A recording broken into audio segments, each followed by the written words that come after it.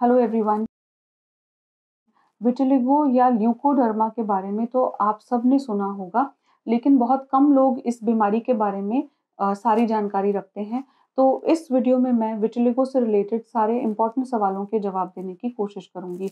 सबसे पहले तो ये कि विटिलिगो क्या होता है।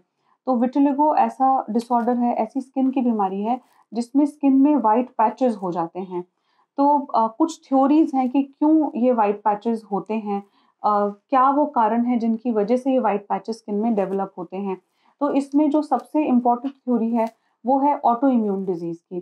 तो विटिलिगो ऐसा कहा जाता है कि एक ऑटो इम्यून डिजीज है, जिसका मतलब है कि स्किन में, हमारी बॉडी में स्किन के सेल्स के अगेंस्ट ऑटो एंटीबॉडीज प्रोड्यूस होती हैं, और ये एंटीबॉडीज स्किन के सेल्स के अगेंस्ट काम करती हैं।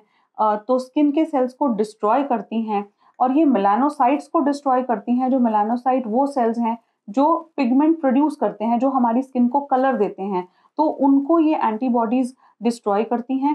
इसलिए कुछ कुछ जगह से कलर खत्म हो जाता है और वहां पे वो स्किन में वाइट पैचेस दिखने शुरू हो जाते हैं। नेक्स्ट कुछ इंपॉर्टेंट फैक्ट्स मैं आपको बताने वाली हूँ विटिलिगो के बारे में, जिसमें सबसे इम्पोर्टेंट ये जो काफी लोग पूछते हैं, जानना चाहते हैं, वो ये कि इसका कोई फैमिली हिस्ट्री से ताल्लुक है या नहीं। तो देखा गया है कि स्टडीज ने सजेस्ट किया है कि 20% पेशेंट्स में फैमिली हिस्ट्री होती है विटिलिगो की, यानी आपकी फैमिली में किसी और को भी विटिलिगो रहा होगा। और इसका मतलब है कि कुछ इसका जेनेटिक एसोसिएशन भी है। और दूसरा इम्पॉर्टेंट फैक्ट विटिलिगो के बारे में, कॉबनर्स फिनोमिनन। तो कॉबनर्स फिनोमिनन क्या होता है? ये चीज होती है कि अगर आपको कहीं चोट लगती है, कहीं ट्रॉमा होता है, तो ऐसे में भी जब वो स्किन हील होगी, तो हील होने के बाद वहां पर भी एक विटिलिगो का पैच हो सकता है। कॉबनर्स फिनोमिनन और भी बहुत स्किन की बीमारियों में होता है, पर विटिलिगो में भी कॉबनर्स फिनोमिनन देखा गया है। थर्ड इम्पॉर्टेंट फैक्ट विटिलिगो के बारे में जो मैं बताना चाहूंगी, जैसा कि मैंने कहा वीडियो की शुरुआत में कि विटिलिगो एक ऑटो इम्यून बीमारी है, तो काफी बार विटिलिगो के पेशेंट्स में और ऑटो इम्यून बीमारियां भी हो सकती हैं, जैसे कि एलोपेशिया एरियाटा या हाशीमोटोज, जो कि एक थायराइड की ऑटो इम्यून बीमारी है। तो ये बीमारियां भी ऐसे लोगों में हो सकती हैं, माने कोई और ऑटो इम्यून बीमारी भी हो सकती है। अब इसके बाद मैं कुछ इम्पोर्टेंट बताने वाली हूँ, जो है टाइप्स ऑफ विटिलिगो। तो विटिलिगो दो तरह का होता है, सेगमेंटल और नॉन सेगमेंटल। सेगमेंटल विटिलिगो का मतलब होता है कि ऐसे लोगों में सिर्फ विटिलिगो का एक सेगमेंट में पैच होगा और बाकी पूरी बॉडी उनकी नॉर्मल होगी, स्पेयर्ड होगी। और ऐसा 10% लोगों में देखा जाता है, जिसका मतलब है कि 90% के बाकी लोग जिनको विटिलिगो है, उनको नॉन सेगमेंटल विटिलिगो होता है, जिसका मतलब है कि उनका विटिलिगो पूरी बॉडी में कहीं भी अलग अलग जगह पैचेस हो सकते हैं।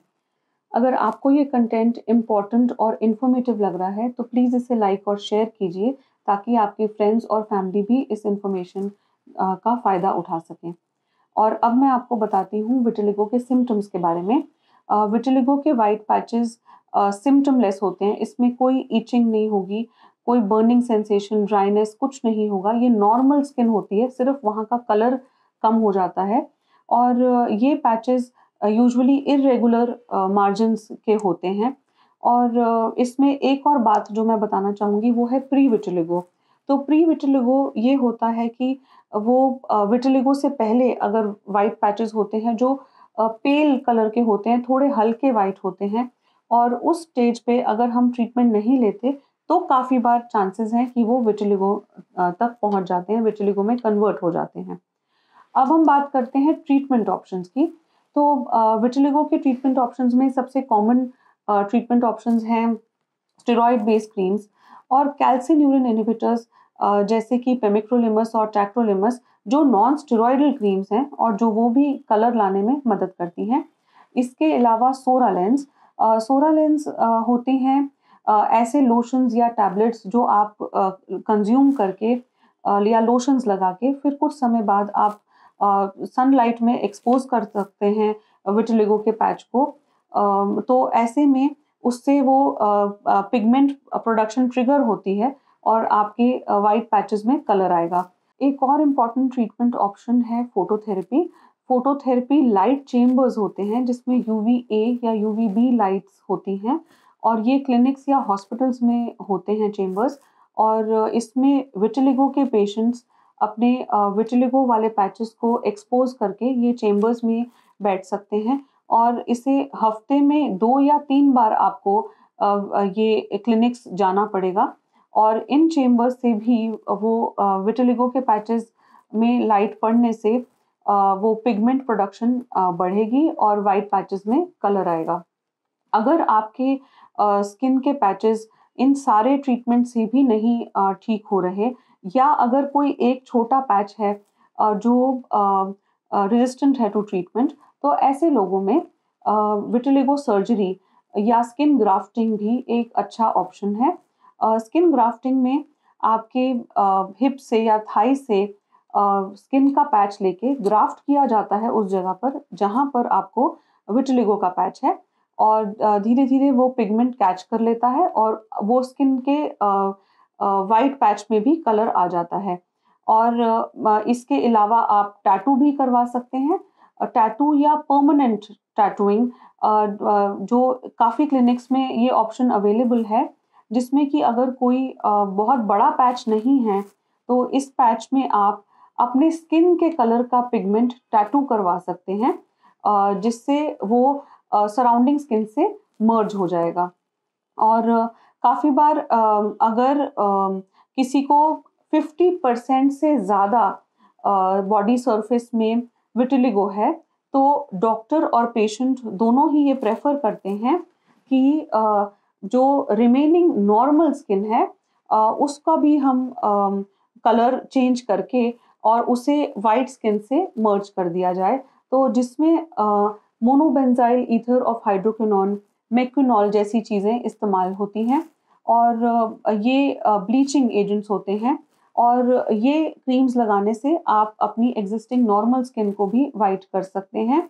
और इसमें ये बात ध्यान रखने की है कि ऐसे लोगों को बहुत ज़्यादा फ्रीक्वेंटली और लंबे समय तक धूप में अपनी स्किन को एक्सपोज नहीं करना, नहीं तो उसमें भी मेलानिन प्रोडक्शन होने से वापस कलर आना शुरू हो जाएगा। अब मैं आपको एक बहुत इम्पॉर्टेंट टॉपिक के बारे में बताने वाली हूँ, जो है चाइल्डहुड विटिलिगो। पर उस पर जाने से पहले मैं आपको रिक्वेस्ट करना चाहती हूँ कि इस वीडियो को आप ज़्यादा से ज़्यादा शेयर कीजिए, ताकि विटिलिगो जैसे इम्पॉर्टेंट और सेंसिटिव इशू पे हम ज़्यादा से ज़्यादा लोगों में अवेयरनेस बढ़ा सकें। तो अब मैं चाइल्डहुड विटिलिगो की बात करती हूँ। चाइल्डहुड विटिलिगो में सेगमेंटल विटिलिगो थोड़ा ज़्यादा होता है, और इस की प्रोग्नोसिस एडल्ट विटिलिगो के मुकाबले ज़्यादा अच्छी होती है। और इसमें कुछ स्टडीज़ ऐसा शो करती हैं कि फीमेल्स में चाइल्डहुड विटिलिगो या बचपन में विटिलिगो ज़्यादा होता है, और इसमें ऑटो इम्यून बीमारियां कम होती हैं कंपेयर टू एडल्ट विटिलिगो। और अब मैं एक और इम्पॉर्टेंट टॉपिक पे बात करने वाली हूँ, जो है डाइट। तो इसको लेकर भी काफ़ी मिसकंसेप्शंस हैं, ख़ास तौर पे हमारी कंट्री में। जैसे कि सबसे इम्पॉर्टेंट तो ये सोचा जाता है कि खट्टा खाने से विटिलिगो बढ़ेगा, तो विटामिन सी या विटिलिगो का या खट्टा खाने का विटिलिगो से कोई साइंटिफिक एविडेंस नहीं है। और दूसरी इम्पॉर्टेंट बात कि काफ़ी बार ऐसा देखा गया है कि फ़िश और मिल्क एक साथ कंज्यूम करने से भी विटिलिगो होता है, तो इसके पीछे भी कोई साइंटिफिक एविडेंस नहीं है। और अगर कुछ ऐसे प्रोडक्ट्स जो खाने से विटिलिगो इम्प्रूव होगा, तो उसमें एंटीऑक्सीडेंट्स का बहुत इम्पॉर्टेंट रोल है। तो एंटीऑक्सीडेंट्स और बीटा कैरोटीन, लाइकोपीन, ये सब लेने से विटिलिगो इम्प्रूव होने के अच्छे चांसेस हैं।